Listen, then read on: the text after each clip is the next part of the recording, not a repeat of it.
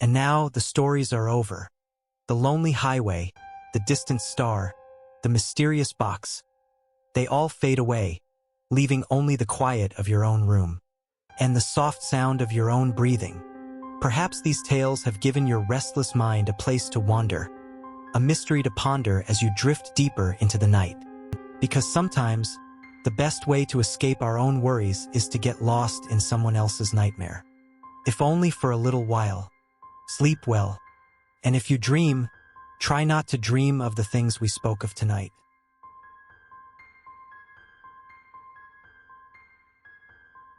The highway was a long, dark ribbon of asphalt, unfurling through the heart of a sleeping countryside.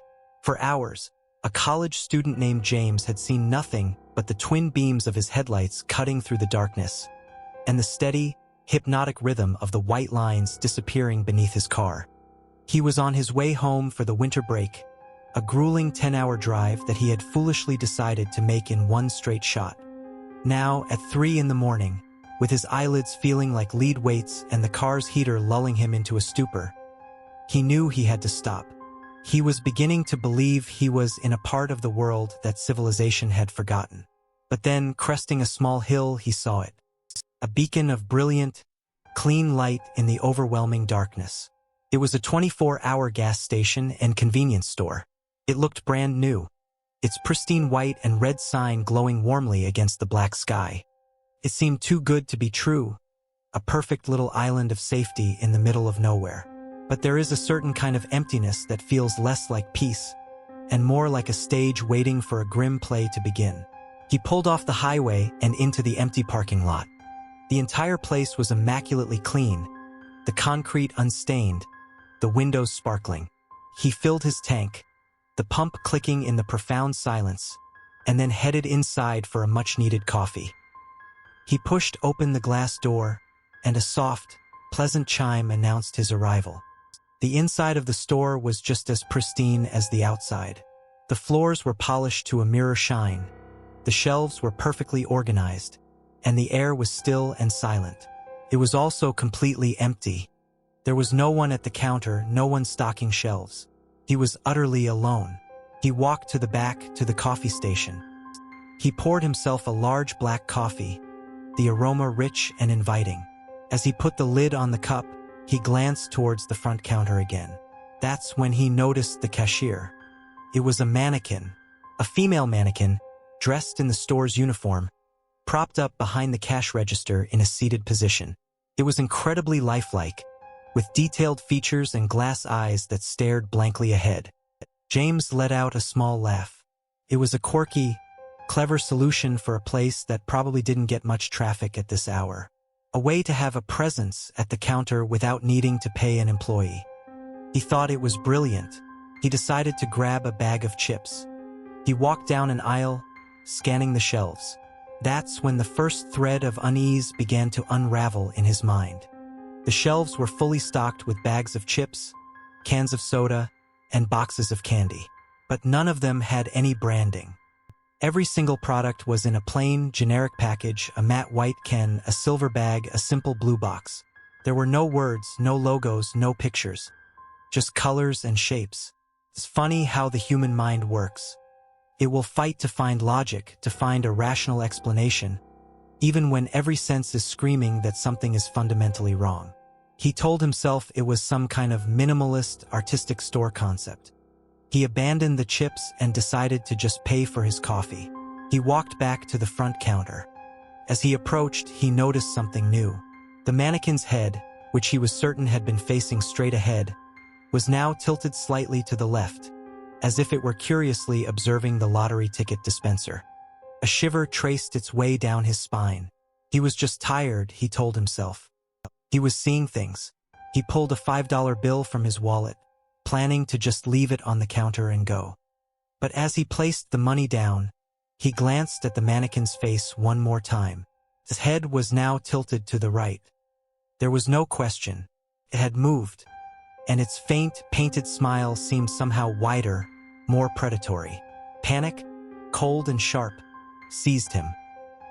He turned and walked as calmly as he could towards the glass door. He pushed it open and stepped out into the cold night air. He looked towards his car, which he knew he had parked directly in front of the store. The space was empty. His car was gone. He spun around, looking across the entire, brightly lit parking lot. It was completely empty. The highway, which had been just 100 feet away, was also gone. The store and its parking lot were now surrounded on all sides by a deep, impenetrable darkness, a void where the road and the rest of the world used to be. He was trapped. He turned back and looked through the glass door into the impossibly clean store. The mannequin cashier was no longer sitting. It was standing now, its body slowly turning to face him, its painted smile seeming to glow in the sterile, fluorescent light. From the store's speakers, a soft, off-key lullaby began to play, and James knew, with a certainty that chilled him to his very soul, that he had pulled over at a place that was not on any map.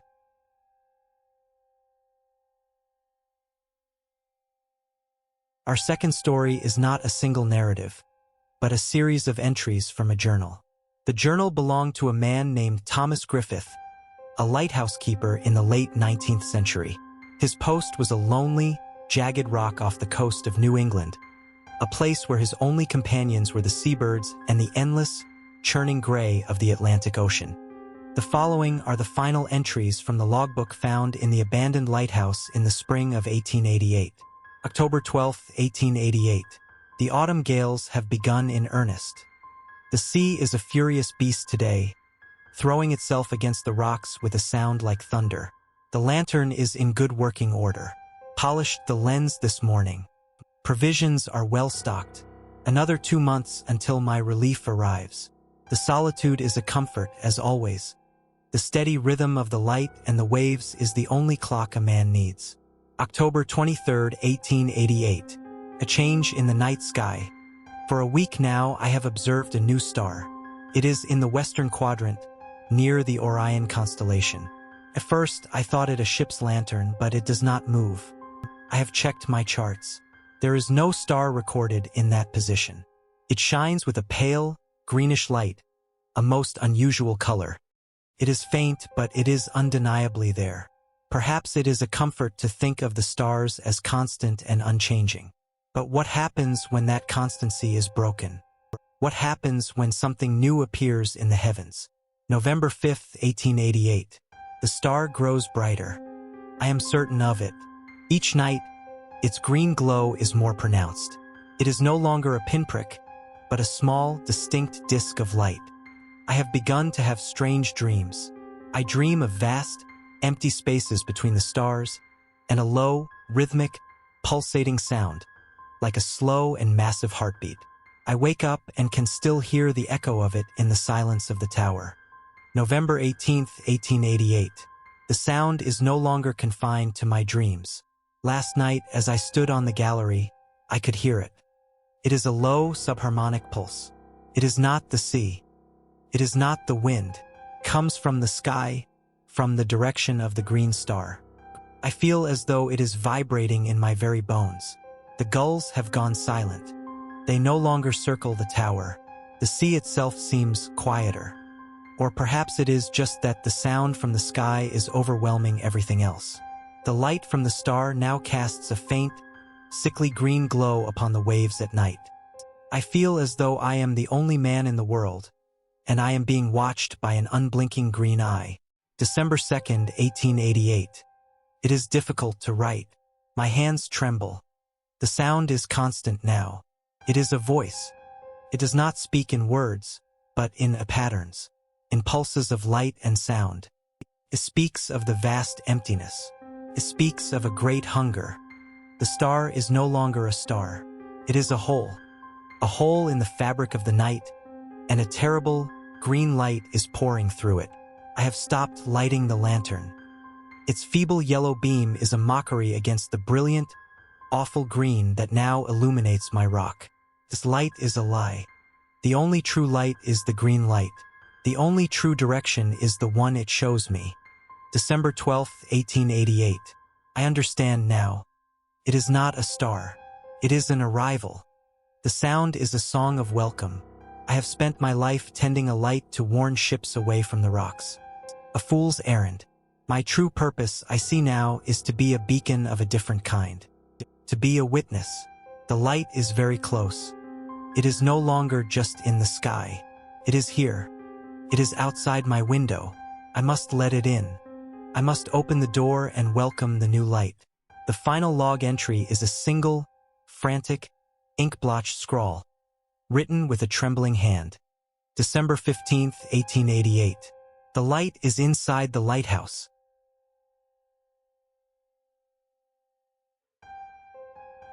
Our final story comes from a college student named Alex, and it's about the quiet, creeping horror of a secret kept in plain sight. Alex needed an apartment and a roommate. Fast. He found a listing online for a 2-bedroom apartment near campus.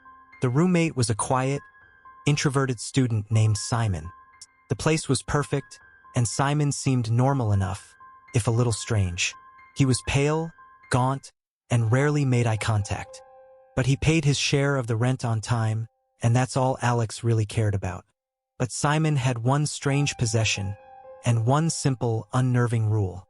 When they were moving in, Alex noticed an old, plain wooden box that Simon kept under his bed.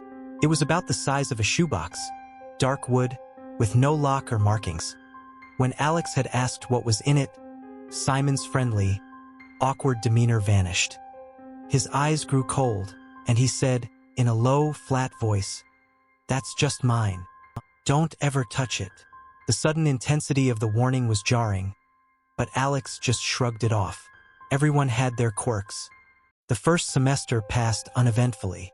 Simon was a ghost in his own apartment. He spent most of his time in his room, and Alex could go days without seeing him. But as the winter set in, Alex started to notice things. He started hearing noises from Simon's room late at night. It was a faint, muffled scratching sound, like a small animal in a cage. Scratch, scratch, scratch. He assumed Simon had gotten a pet hamster without telling him. Then the whispering started. Sometimes, in the dead of night, Alex would be woken by the sound of Simon's voice from the next room. It was a soft, constant stream of whispers. He couldn't make out the words, but the tone was intimate, almost reverent, as if he were praying or confessing his deepest secrets to someone. Alex assumed he was talking on the phone, but he never, ever heard another voice answer back. Alex also noticed that Simon was changing. He was growing paler, thinner. Dark circles formed under his eyes, and he seemed to be wasting away. He barely ate. He looked exhausted, haunted.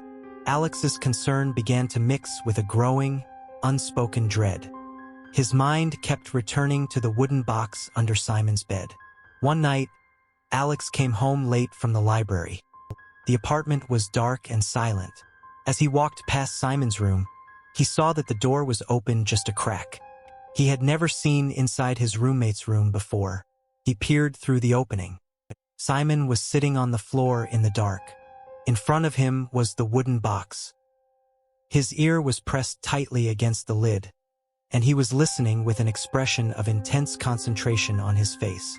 As Alex watched, Simon began to whisper to the box, a soft, cooing sound. "Soon," he whispered. "It's almost time. Just be patient." The scene was so strange, so intimate, that Alex felt like a voyeur. He backed away silently, his heart pounding, and went to his own room. The scratching, the whispering, it wasn't a pet.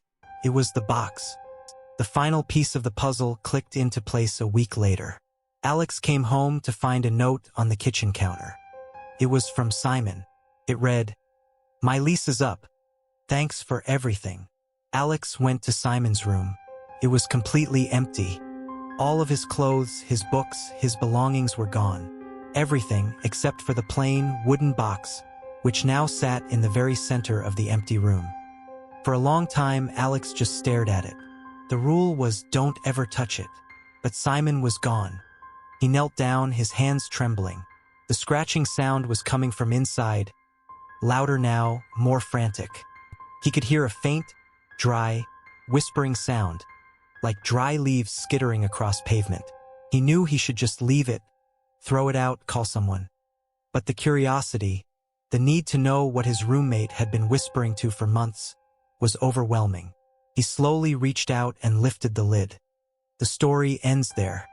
The person who shared it online, claiming to be Alex, never said what was inside the box. And perhaps that is the most terrifying part of all.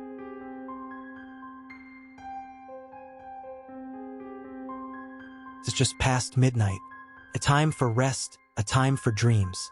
But for some of us, sleep doesn't come easily. The mind races, replaying the day, worrying about tomorrow. Sometimes, what it needs is a distraction. A story to carry it away from the familiar hum of its own anxieties and into a place that is strange, mysterious, and deeply unsettling. The stories I have for you tonight are meant to be that distraction. They are long, slow, and atmospheric. They are tales of quiet dread, designed to pull you under, to immerse you in their worlds and guide you gently towards the strange and mysterious landscapes that border our own. Tonight, we'll take a drive down a lonely highway and stop at a store that shouldn't exist. We'll read from the private logbook of a lighthouse keeper who saw something impossible in the night sky. And we'll listen to the secrets kept inside a simple wooden box in a quiet apartment. So take a slow, deep breath. There is nothing to be afraid of. They are only stories,